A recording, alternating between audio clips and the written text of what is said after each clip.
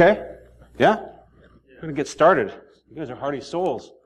Everybody making it here at 10 a.m. or, ish on a Sunday. So thank you. My name is Chad Calease. My co-presenter down here, Dash, he's going to be showing up here in a minute. He's 7. It's his first con and certainly his first speaking engagement. So we'll give him a kind of an easy run of it.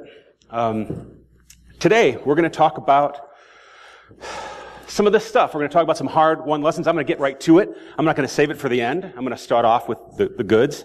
I'm going to talk about those for about 15 minutes, why it matters. That's pretty obvious when I spend a lot of time on that. We're going to talk about how you can do it better than I did. I've been doing this for a long time, and some of the things that I learned the hard way. We're going to talk about cybersecurity versus resilience for a few minutes, and the path forward to wrap up. I don't know how many of you have a lot of experience with live and simulated incident response. I've been doing this for pretty near 20 years now. I started living and working in Alaska, Southeast Alaska, on the infrastructure side. You want to come up and introduce yourself? No, you're cool? Okay. Let me know if you change your mind. Okay, cool, man. He's gonna save the best for last. So, Alaska, we used a lot of point-to-point, high latency technologies, mesh canopy, you name it, but we had to build things to be very resilient, and we had to make sure that we could transmit how to manage those things to very diverse audiences. In some cases, they were Alaska native and had virtually zero experience with technology. So we had to consider our audience, and there's no way I could have known how invaluable that experience would be in the rest of my career. So a lot of this, you're going to get tired of hearing me say how important it is for us to consider our audience and all of these things. And that's okay, right? So let's get right to it. I'm going to break it up into some pieces: process, people, technology, like we typically do. I'm going to start with process. And this is why simulations are really powerful. They're powerful because there's not much at stake when we screw up. It's really easy to build. It's easier. I'm not going to say it's easy, but it's way easier to build a foundation of confidence and trust in people when they feel empowered. When we feel stupid and incompetent, we're not going to accomplish or achieve our potential. It's really important to establish a baseline of that right off the bat, and really all things: raising kids, helping clients, and certainly in our simulation exercises. And when I say simulations, these are the kinds of things I'm talking about: tabletop, live, and phishing. Tabletop, I've done probably 1,000, somewhere over 1,000 of these. Live exercises, probably only a few hundred. It's harder to convince people to engage in live exercises, and you probably know why if you do any of these kinds of things. Phishing exercises are really, we got to be careful with these. I'm hearing in the last few years more mistakes being made with phishing exercises than successes. So we have to be very careful. What's that? People taking money. People taking money. We'll get to that. You're right. This is probably the best starting simulation, generically speaking. But every case is different, so it's important to choose the right simulation for the right culture. But generally speaking, this is a great one because insider threats are super common. And insider threats are the same as, an outsider with insider credentials. And that's something that a lot of people can wrap their minds around very quickly and can say, oh, what would happen if Julia's account got compromised, right? Julia runs HR. So what are all the things that could go wrong? Dash is an avid photographer, by the way. He's going to take pictures, but you don't have to worry. We're not going to post any of these on the internet or share them because we don't have your consent and we respect your privacy, right, Dash? That's right.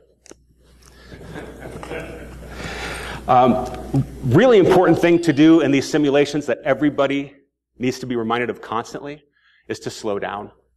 It's our instinct to do things very quickly when we're under pressure, right? There's incentive to do things that are, always urgent, whether it's a gift card scam, right, from the CEO that says, hey, can you do me a favor really quickly? So it's important to remind folks to slow down. These processes that we design should, by design, encourage restraint, right? Especially in an incident response scenario. Because in an incident response scenario, it's our tendency to overpromise things like, oh, we understand this breach way more than we will a week from now, right? It's important to use restraint, not give too much away.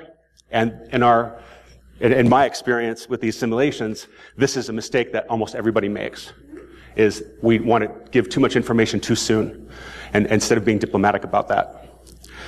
I failed big time in the first 10 years of this over and over and over again by understating the value of that. And showcasing the triumphs and the failures. The failures may arguably be more valuable because and I'm talking internally now, right, in the context of process.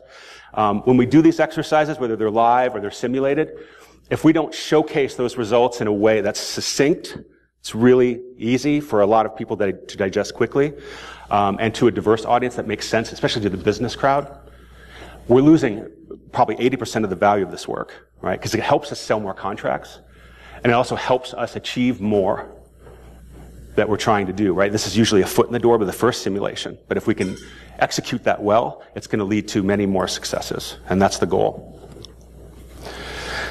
I didn't share these. For the first 10 years, I did this work almost like it was illegal in the closet or something.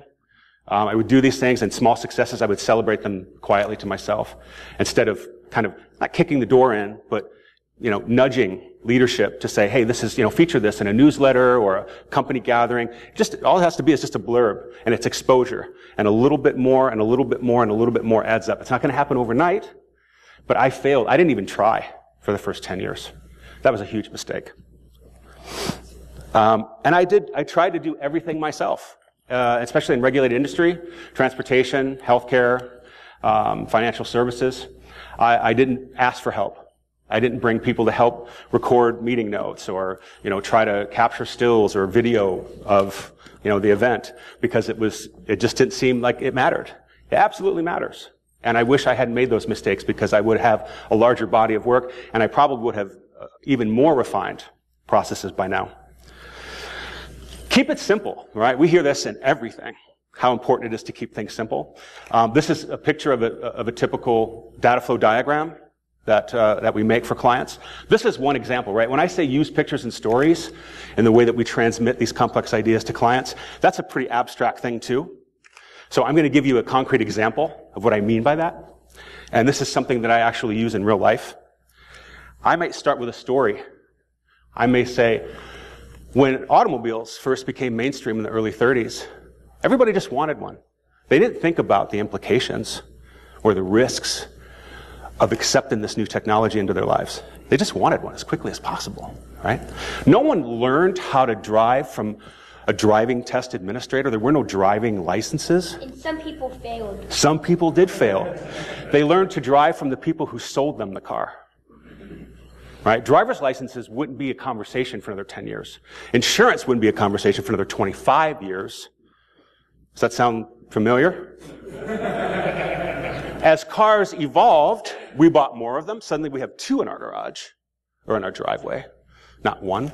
Safety features really didn't evolve very quickly. Right? This is 50, 60 years later, almost. Like They didn't really, they're slicker and faster, but from a safety perspective, only marginal improvements had been made by this point, right? Good speed is like 20. Good speed is 20? Yeah, on a scooter, that's about as fast as you want to go, right? For sure. 30 is good. 30 is good on a car, too. Yeah, that's true. Because of this, right? It takes time. It literally does, even in the airlines, right? They keep iterating how to design seats better, more safely, how to design the floor more safely, so in a crash, a survivable crash, the floor doesn't cave in and cause preventable injuries, right? So we continue to learn, and as we continue to learn, it takes time for that to trickle down into practice. So now, it's hard. I don't think you can even buy a car. You can imagine 15 years ago, you could buy a car that didn't have airbags, except on the high-end premium versions. Now you can't buy a car that doesn't have them, right? So that's a good sign, but it takes time. It takes real time. And so this defense in depth model exists in our cars. We use this every day. We don't think about it. But there's this harmony, this symphony at play every time we step into our car. There's the sensors and the mirrors and the anti-lock brakes, passive restraints, active restraints, all these things working in harmony to minimize our risk and make us feel confident to walk out to that car every day and get in it. Well, that's a great analogy because that exists in InfoSec too. You can't rely on any one of these things. Host security, policy and procedures. Policy and procedures may be the most important one. You can use it as a target, right? But point is, there's another symphony at play here. right? And this is a friendly way to transmit this to a lot of people that may not have any fluency, may have a very different mental model about this than we do. We take our mental models for granted. We think that if we have this mental model, it must be easy for other people to have it, and that's not true.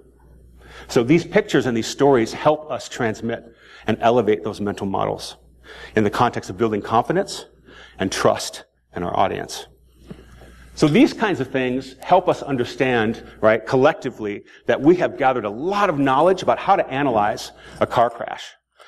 Well, we're getting to a point now where we understand cybercrime very well, too. We don't have to go through each one of these with everyday people.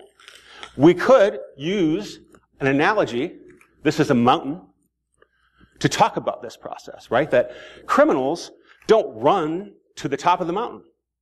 They get a handhold here, and a foothold here, and another handhold, and another handhold, and a foothold, and that handhold or foothold might be an email address. It might be a login. It might be a relationship. And it might be a hack. It might be a hack. But it's one of these pieces, and systematically they work their way up the side of that mountain to achieve their goal. Right? So that's one way to describe it. Here's another way to describe it. If we try to describe it this way to everyday people, their eyes would glaze over. Right? So this is a much more elegant way to tell that story. So that's what I mean when I say let's use pictures and stories to transmit these complex ideas. Technology. I failed to recognize the value of logs for so many years. And of course, when the phone rang with terrible news, then of course I was the one that had to pay the price. So this may not be something you have to worry about. You're probably already collecting endpoint logs, network traffic logs, all of these at the gateway and L2, L3 devices, but it's essential. Get them off-site, secure them, and make sure that there's a way that we can interpret and draw value out of them that can be quickly transmissible to our clients and our audiences in friendly ways, pictures, graphs. It's easy for us to fall back on what's worked before. I did this for years. I would have a basic threat model that I thought, that probably applies to just about every corporate environment. That's really not true. There's people who, maybe you and I, for example, maybe we both travel a lot for work. And maybe when we fly a lot, we rent cars at our destinations. Maybe we both travel a lot for work. Maybe we both rent a lot of cars. Maybe we both sync our phones to those rental cars so we can listen to tunes. And maybe you have an electrical car. Maybe you have an electrical car. Or maybe you rent an electric car. But maybe when you return that rental car, you remove your device and any contacts that it's synced before you return it. Maybe I don't. Right? So that changes my threat model significantly. And so it's really important when we're doing these exercises to understand this, to take a little bit of time. It doesn't have to be excessive, but to take a little bit of time to understand and get as close to an accurate threat model as generally possible before we engage in those exercises. I didn't do that. I made that mistake a lot, and so the outcome didn't always apply to my audience. Federated systems are awesome, and there's a lot of value in that. But there are still a lot of us that are not using federated, or cloud-based systems. Everything's on-prem. And that model, that mental model, is very different than, those of us that are, think in the cloud and resilient model where we have multiple, distributed resources.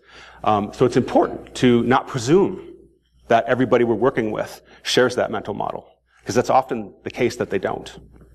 I made that mistake way too many times. It's important to understand things. Everybody doesn't always understand them when they need to. When an incident happens, there's multiple tracks that kick off at the same time.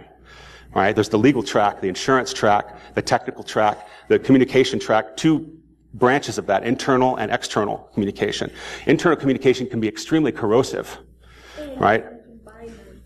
If leadership doesn't have a plan and everybody's getting hip to a breach, they're going to blame leadership, say you guys weren't prepared, and that just destroys morale, right? The technical track, IT, they tend to just unplug stuff, right? That's what I did for the first 10 years of my career in systems.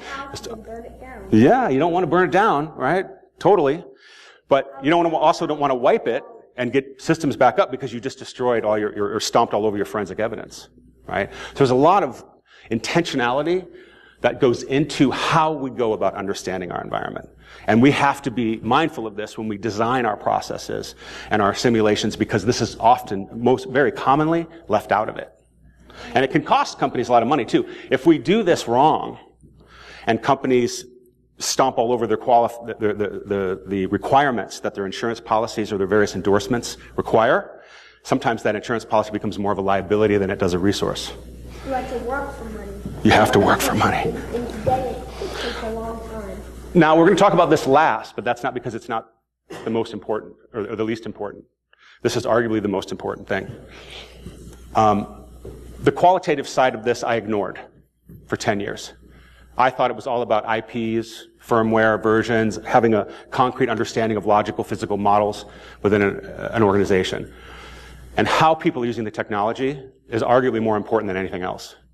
And it goes back to threat modeling, and it goes back to all these other things. If I'm going to build a simulation and I'm going to do it in a way that's going to have value, not just for them, but selfishly for me, if I'm going to spend my time well, I have to understand, I have to take some time to understand how these people are using the technology. And that may mean going to coffee, kicking it around the block with some folks from HR, some folks from account, strategy, wherever. Usually 8 to 12 people is worthwhile, even in large organizations. That can help me build a more accurate model of understanding this, because I ignored this for 10 years, and that's a huge mistake. And this is why I thought I knew everything I needed to know. I thought that by understanding the quantitative side of that operation, the architecture, the web architecture, the network architecture, application architecture, etc., that I was doing all my due diligence, and I was leaving the biggest part of it out for the longest time. It's easy to think that people know what they're talking about in an organization, and the larger it is, the more complexity there is, the more native kind of internal tribal knowledge that's not documented, the more stress there is, for sure. It's learning fast. It's okay if we don't know everything, but we can roll our own expertise in these areas rather than trust people who say they know what they're talking about and just presume that that's right. I didn't do that. I ignored that. I didn't verify that these folks were actually telling me things that I could rely on. And it's okay to double check those facts. We don't have to go over their head or anything else. There are ways through conversation to validate those claims, and it's worthwhile. It doesn't take long, but I completely ignored that for a long time. And the coolest thing, the coolest outcome of that is when we do that right, we become a resource to other departments, because one department has such a positive experience with us validating the work that they're doing, then they go and they're an ally when we need to interface with other departments and teams. So it's this kind of self-fulfilling prophecy. If we don't do it, it's going to suck. If we do it right, it's going to be amazing, and it's going to be way easier, and doors are going to open for us. I didn't know that. It took me a lot of mistakes to learn that lesson. I did this a lot. I talked to the technical people. I talked to the CTOs. I talked to the heads of engineering. I ignored the people. That was a huge mistake. Right? The more diverse team we have at the table, the better the outcome. Because also when we do these simulations, they're going to present points of view that only they can express. And sometimes it's the ones that you thought would contribute the least, like maybe an office manager, who you think, oh, she just makes coffee. No, that's the wrong way to think about it. And I know, because I did that for way too long. And it took me, it's only been the last almost 10 years that I've been doing it well, compared to how I started. And sometimes those are the folks that hand you the keys, that open these doors that you're just like, wow, how did I overlook this for so long? In a simulated environment. In a live environment, it's self-evident, right? So we shouldn't forget that the age-old things of validation, and even if they're wrong, even if these folks are doing things that are absolutely insane, these users, right? Everyday people, they're doing things that dumb, all those things, we can blame them, whatever. If we don't start by validating them, we lost them right from the first step.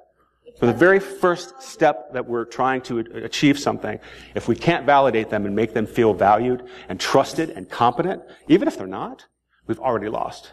So we kind of have to, it's a lot like working with young kids, right? And when he was 4, we went to this aquarium place, and there was this really huge aquarium that you could see that the water line had receded a little bit, right? And he walked up to it, and the first thing he said was, "Wow, those fish sure are thirsty." And one of the people on duty there said, "No, fish don't," like, shut him down. Said, "No, fish don't drink the water, man. That's evaporation." It's like, let him have his moment. He's 4. Just validate him. Right? That's a good lesson for dealing with lots of different kinds of people.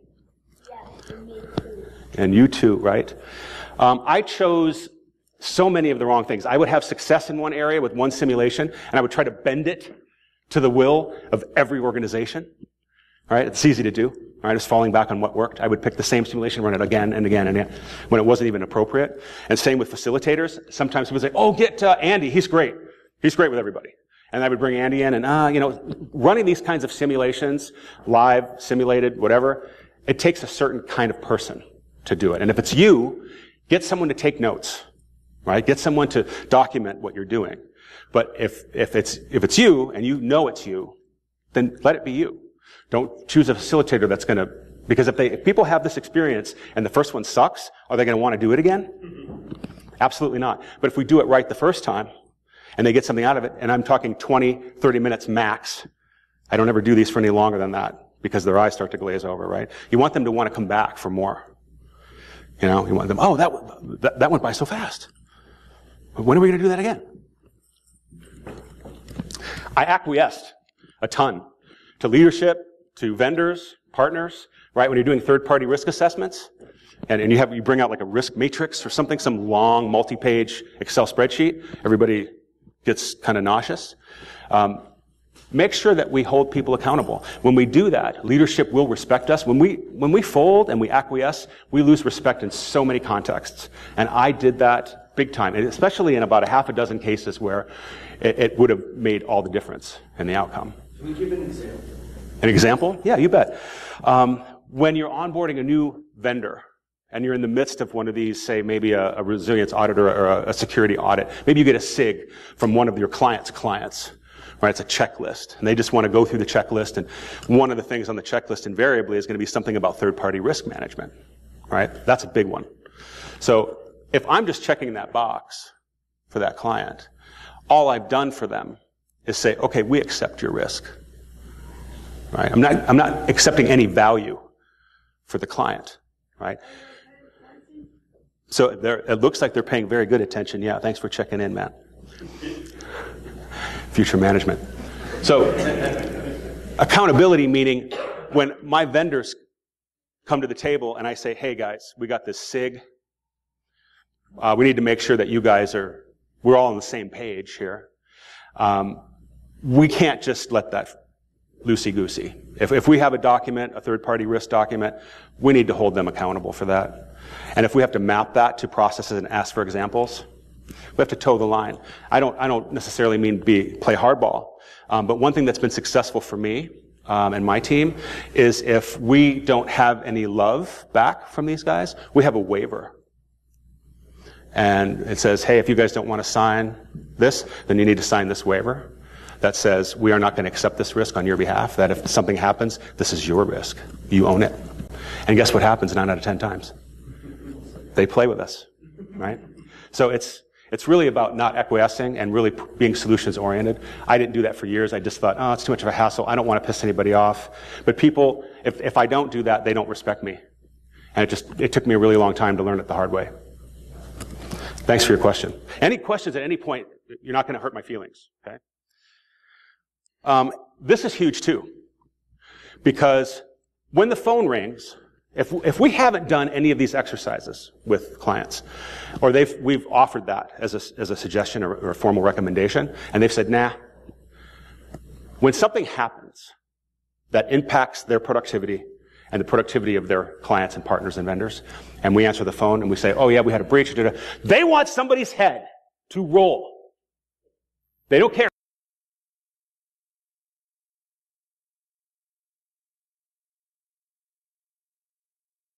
who, just not theirs. But when we have done these exercises, and we have invited them to the table, and at first they come up and they're like, "I don't know why we're here. Why are you guys here? Where are you from?" but we sit down with 12 or 15 people and they go through this and something happens and the phone rings and then we have to call them and tell them about the breach. Guess what they say? Oh, that's so unfortunate. Good thing you guys were already planning for this. And they're a team. There's unity. There's support. There's not blame. There's not finger pointing. And it's all because of a 30-minute simulation that took place 6 months earlier. So the amount of complexity and loss of business that can be prevented in these exercises, that is a huge selling point, has been a huge selling point for my team and I for the past several years, right? It's public relations, right, to the business crowd. So be it. They can call it whatever they want. And why does it matter? Because we need to understand this stuff. When something happens, the kinds of cases that are going to the bench every month, the precedents that are being set that are brand new, they're shaping the insurance industry. The insurance industry is shaping the legal industry. That's kind of how it goes. It sounds like the automotive industry a little bit, right? There wasn't collision. There wasn't liability. Now, you can't, finagle around that. So the same thing is going to happen in technology. We're just not quite there yet. So that's important. This is important too. We can't do any of these things if we don't have some level of fluency within an organization, right? At the leadership level. And so those simulations are key to transmitting just enough. They don't have to know everything. They don't have to know that whole list that we went through of the analysis of a cybercrime. They don't have to have that granular of an understanding. But a general fluency in how this stuff works, hugely valuable. Because of this. And hardly any of these organizations are prepared. Right? And it's not hard. I mean, it's really not. It can be very painless. And these changes that we hand down after these, the outcomes of these simulations, they're not Orwellian. They can't be. They can't be Orwellian because if they are, people aren't going to do it. They're going to be like, and they're going to find a way around it and they're going to create more risk. Right? It's like you give a helmet to a kid that's always rode his bike without one. He's not going to ride safer. He's actually going to ride more dangerously because now he feels invincible. Right? We have to be careful. We have to be very intentional about the kinds of tools and the way we transmit the value of those tools because people will actually engage in more risky behavior with proper controls in place. So there's some finesse involved. Because of this, there's so little fluency. Do it. And those that have a plan aren't terribly confident in them because they haven't tested them. No one's officially the owner, usually, or the steward of those programs. And they usually get kind of passed on to the staff as those staff people turn over. Yeah? You go. Do you usually recommend that for the first few times they do simulations that people keep it kind of internal, IT only, and bring in more parts of it? I think that's a good approach. And allies has a lot to do with it. It kind of goes back to the threat modeling, right? If I can build a short list, 4 to 5 people of allies, that's where I start. And then we have a common language. And that common language is key to building success and adding, especially as you open that up to, you want to invite clients and vendors and people on your first run, right? You want to have a baseline team. So that's an important point. I'm glad you brought that up. Here's how some ways you can do it way better than I did.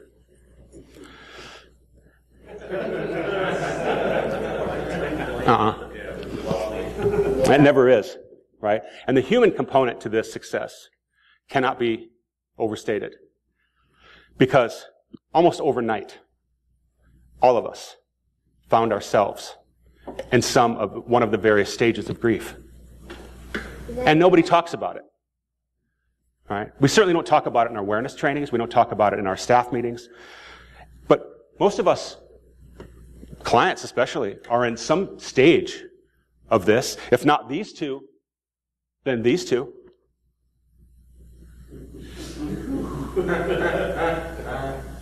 All right? So it's important to talk about this because this is the very first key to unlocking trust and confidence in a process. Because it's the lack of this that has created so many more products and services that has just crushed our audience. Just crushed them. But this is the goal. We can get to this accept this reality that, yeah, it's true. We're constantly under threat of these. It's not cybercrime, it's just crime. It's what crime looks like now. And that's how I got into this. Right? I didn't have a particular passion for InfoSec. I had a close family friend, who was very successful. He was kind of the model. He and his family were the model for the rest of us. Very diversified and successful in their businesses. And a very small ID theft in 2006, before any of this was in the mainstream media, destroyed them over 18 months. And they called me and said, "We don't know what to do. Can you help us?" I said, "I don't know what to do either." But over the course of the next 2.5 years, I learned.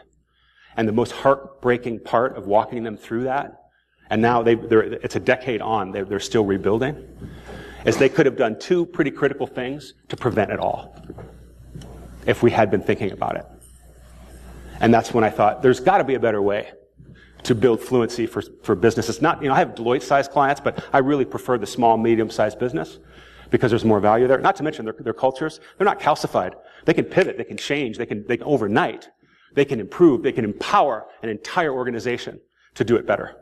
And then that's a competitive differentiator, right? When these clients go to new clients in a new business pitch, and they got all the bells and whistles, but they also have like this one-pager that talks about their commitment to cybersecurity and all this stuff. The client's like, we could go with Bill and Ted, they've got this they're fun, they're really fun guys. Or we could go with these guys are really thinking ahead. Who would you choose? So let's talk about this for a second, this cybersecurity versus resilience, because my team and I, we don't even use this word cybersecurity anymore. Because it sucks all the air out of the room. It makes people feel dumb and small and powerless. And when we're trying to get people to do things when they feel that way, when I'm asking him to do something that he doesn't want to do, I'm working against nature. And if I'm not working with nature, I'm not working with the nature of my audience, of the users, whether or not I agree with what they're doing. Right, exactly. Then I'm wasting my time, and I'm wasting theirs, and I'm not going to achieve my goals. But when we're introduced to something in the sunshine, that's a very different outcome. And not only is it a different outcome, but we can ask more of people when that's the case. Because they're willing. They want to be there versus they have to be there. This has been the experience. Information security generally has been complex, obscure, right? Very hard for people to understand. And I'll bet there's a few people in here who have had this experience where uncle or aunt or grandpa or grandma or mom or dad had this kind of scenario. We just gave them this one. We didn't try to explain this to this. We just gave them this. And they were like, thank you, now I can watch my VHS or my DVD or whatever it is. Right? They immediately got value out of it. So that's the philosophy here, is instead of all of this, right? This is fear, this is doubt, this is all of that. This is what's working for me and my team. Resilience isn't a new idea. This word has been around literally since the 16th century in the English language. The engineers actually adopted it right around 1845 to talk about tactility and things, like when they're building fences, wire only has so much tensile strength. So resilience was initially introduced in the context of engineering in English. But in the 20th century, these disciplines discovered that, man, when we are working against nature, we're going to fail. They'll all tell us that. And it took a little while for this to trickle into tech. This is a great idea. Why aren't we doing this? And now there's all kinds of smart people been talking about this for the last, 7-8 years. This isn't a new idea. Lots of examples of smart people trying to wrap their mind around resilience. Why? You could call it a rebranding. I don't care. But it's more about people. It's more about the qualitative side, all these things that we're talking about. And we're all trying to refine this and refine this and refine this to be able to deliver this more effectively to more and more diverse audiences. And it's as simple as this. It starts with addressing this, even having this conversation. Because the baseline of trust and confidence we can build in our audience is exponentially stronger. So the outcome is a whole different can of worms. It's a different sport altogether. It's human. It has to be. Right? The tech doesn't cause incidents. And it's our job to click on stuff, man, and women. All right? We can't say don't click on the link. We get paid to click on links. How prepared are we for when someone clicks on something they're not supposed to? That's the question. Once we can accept that and start building a strategy around it, everything changes. People feel empowered. And it's that simple energy that powers the success of these programs and these simulations. So what does that mean? The path forward. I'm going to start with a story, if you don't mind. In 1968, the ketchup industry was about 140 years old. There hadn't been any innovations. This bottle is iconic. It was like the day they started. No one had really had any ideas how to make it better. Until there's an idea. And this was all because they listened to their audience. People that were traveling on airplanes. Air travel was becoming super mainstream at this point. Right? So that was a new concept. People were starting to complain and have opinions about condiments. Right? And the people that ran Heinz, which is also one of the most trusted consumer packaged goods brands in the world, by the way, they started to listen. When they started to lose market share in 1998 to other things like sriracha and barbecue sauces and this whole flood of new products that came on the market, they got a new CEO, this guy, Bill Johnson. He was pretty radical. He was like, now we're almost 170 years old, and we haven't really done squat since 68. What's the next move? And he had this crazy idea. Absolutely crazy. And it took him 5 years to get anybody to listen and actually do anything about it. And so, and they wrote about this, designers. I actually had a pal who was on this team. They called it this brand-centric approach to product design and service design versus audience-centric. And it's a great idea, right? Sounds great in theory. Sounds great in theory. But hey, please, that's a little distracting, buddy. Thank you. After this had been out for about a year, they had a lot of data. And the entire industry grew by 2%. But Heinz, they grew 6%. So what did they learn from this?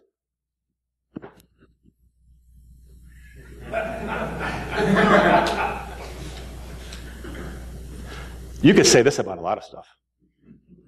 So maybe, if this is our brand-centric approach, that might be a fair analogy. If that's our brand-centric approach, maybe this could be our audience-centric approach.